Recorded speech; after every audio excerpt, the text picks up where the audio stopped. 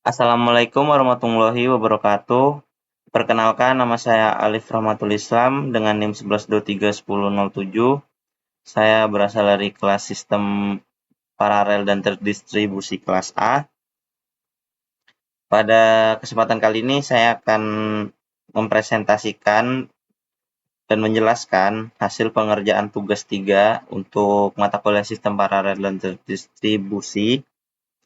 Untuk temanya sendiri pada tugas kali ini adalah Distribute Synchronization System atau biasa disebut sistem sinkronisasi terdistribusi.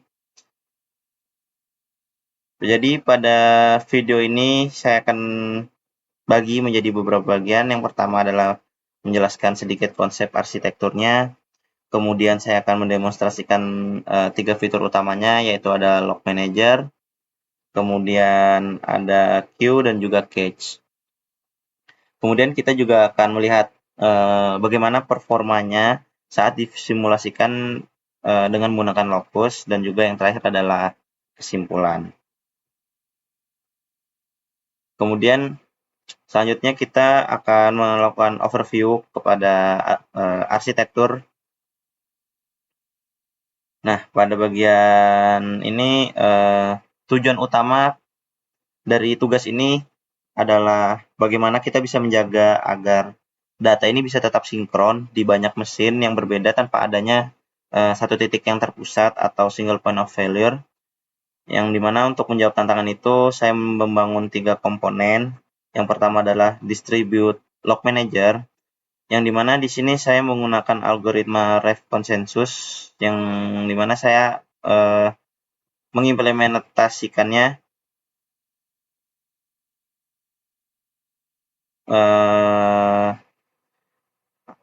dari nol agar mekanisme penguncian atau lognya itu terhadap suatu resource tetap adil dan sinkron walau ada node yang tiba-tiba mati. Kemudian yang kedua, saya menggunakan distribute queue system. Nah, pada antrian ini menggunakan algoritma consistent hashing, yang dimana berbentuk ring untuk membagi rata pesan ke berbagai node untuk memastikan antriannya tidak hilang pada saat node tersebut mati. Saya juga mengimplementasikan word along wall, jadi setiap antrian masuk, sistem akan mencatatnya di file lokal. Kemudian yang ketiga, saya menggunakan distribute cache coherence karena tidak menggunakan database shared semua cache-nya ini disimpan di memori pada setiap node. Agar tetap konsisten datanya, saya menggunakan protokol Messi atau modified exclusive shared dan invalid, yang dimana kalau pada ada suatu node yang merubah cache, dia bakal langsung melakukan broadcast notifikasi invalid ke node yang lainnya lewat komunikasi HTTP peer-to-peer. Jadi pada sistem ini semuanya ini berjalan pada 9 kontainer Docker yang berbeda, yang dimana ada 3 node khusus untuk log yang dimana berada di port 7001 hingga 7003. Kemudian ada node khusus untuk queue yang dimana berada di 7101 hingga 7103. Dan yang ketiga ada 3 cache node yang berada di 7201 dan 7201 hingga 7203. Baik, di sini kita akan melakukan pengujian pertama dengan menjalankan Docker Compose. Kita akan build dulu hingga selesai. Setelah semuanya running, kita membuka browser. Di sini pertama kita mencoba di Log Manager. Saya menggunakan antarmuka menggunakan Swagger UI dengan port 7001. Dan juga Log Manager ini didukung oleh algoritma konsensus RAF. Jadi sini akan mencoba melakukan acquire log. Di sini kita coba melakukan execute, yang dimana kita akan melihat bahwa responnya menghasilkan green dan juga dapat diartikan bahwa lock itu berhasil. Setelah kompilasi selesai, klien bakal memanggil endpoint release dan lock tersebut kembali tersedia digunakan oleh klien lain. Kita akan coba release.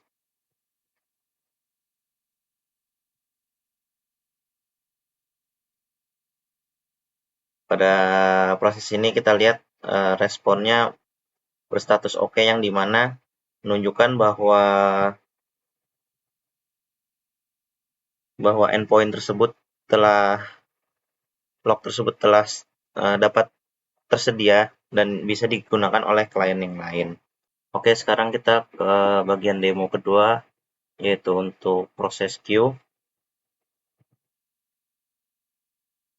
Kita akan melakukan queue publish dengan memasukkan kode JSON seperti ini. Untuk nanti setelah kita melakukan execute, diharapkan akan mendapatkan status dan mendapatkan message ID. Kita akan coba execute terlebih dahulu. Nah, di sini kita sudah mendapatkan respon body, yaitu enq dan juga message ID-nya. Nah, terus hasilnya ini bisa kita buat untuk mensimulasikan bahwa adanya produser yang mengirimkan data pesanan baru ke antrian. Oke, sekarang kita melakukan bagian konsum. Konsum ini kita melakukan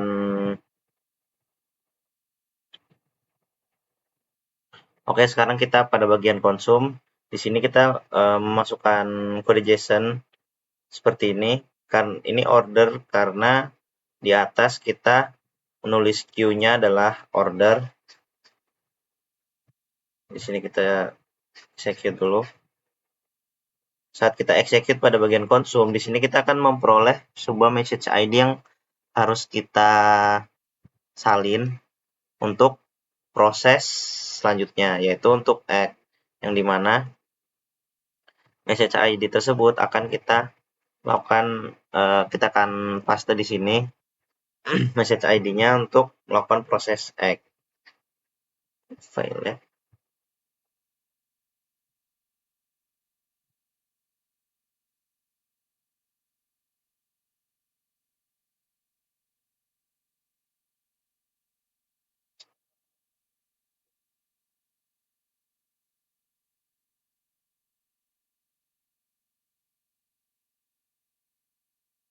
Di sini kita bisa lihat hasilnya, statusnya berubah menjadi add dan dia bisa dipakai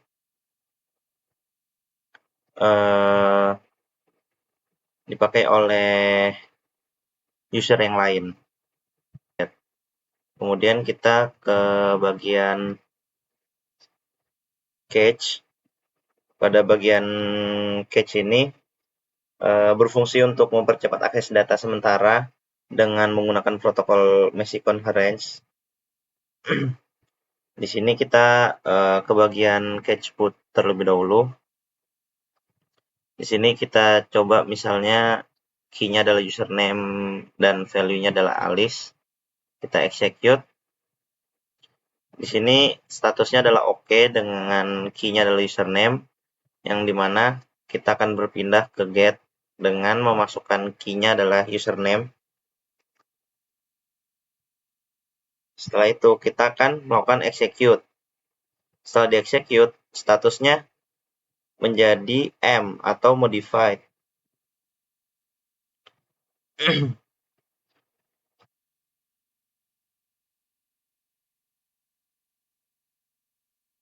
Setelah itu kita akan coba di node kedua dengan kita masukkan ke get cache get-nya itu username juga. Saat kita execute di node yang berbeda, hasil yang diharapkan adalah state-nya menjadi shared atau statusnya menjadi berbagi pada dua node.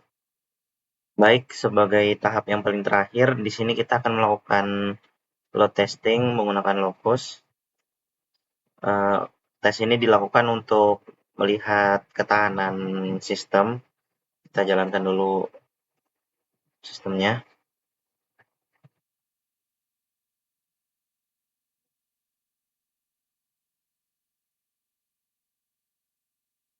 Di sini kita akan memasukkan sekitar 100 saja untuk demo.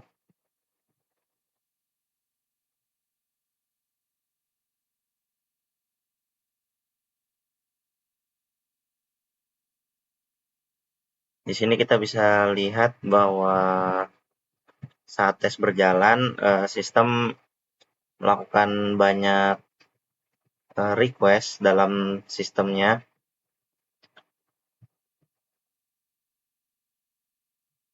Kita lihat di sini untuk chart-nya sendiri masih stabil naik ke atas, dan untuk failure-nya sendiri masih kosong. Namun biasanya akan terdapat beberapa error, seperti error 503 itu biasanya hal yang normal selama tidak lebih dari 10% error. Namun jika kita lihat pada script ini sudah mencapai 64 user dan failure-nya sendiri masih tetap bertahan pada 0%.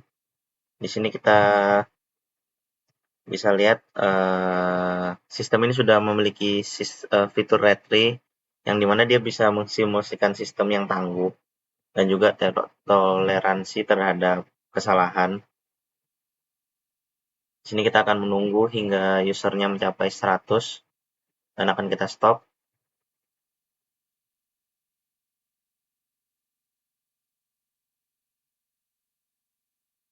Ketika sudah 100, kita lihat di sini sistemnya cukup berjalan dengan baik dengan 100 user, dan juga berhasil bertahan dengan kegagalan sebanyak 0%. Dengan respon time-nya sendiri sebanyak 55,81, yang mana tetap terjaga dengan kegagalan yang minim, bahkan stabil di angka 0%. Baik, kita masuk kepada kesimpulan, yang dimana kesimpulannya tugas 3 ini sukses merombak pendekatan yang tradisional, yang dimana kita merealisasikan sistem paralel dan terdistribusi dengan 3 layanan utama, yaitu log manager, queue, dan cache, tanpa adanya bersandar sama sekali pada database pihak ketiga. Nah, sistem ini juga bisa mandiri berkat state in memory, log file lokal, mekanisme health check, failover leader, dan teknik consistent hashing, yang dimana tentu saja selama pengembangannya ini terdapat beberapa tantangan yang saya hadapi. Yang pertama itu yang paling sulit adalah mengatur orkestrasi atau timeout pada rough leader election agar tidak terjadinya split vote, dan juga cara memprogram mekanisme write ahead log yang secara asinkronus. Terus juga supaya nggak ngeblokir event loop Python ketika trafficnya itu sedang tinggi. Namun semuanya itu bisa berhasil diatasi dan hingga menghasilkan arsitektur yang tahan banting, atau yang ya bisa fault tolerant lah, dan juga high consistent. Sepertinya cukup itu saja penjelasan dan demonstrasi untuk tugas 3 ini. Mohon maaf jika ada kekurangannya. Saya Alif Rahmatul Islam. Semoga sistem ini dapat memenuhi kriteria penilaian yang cukup baik, yang sangat baik. Terima kasih. Wassalamualaikum warahmatullahi wabarakatuh.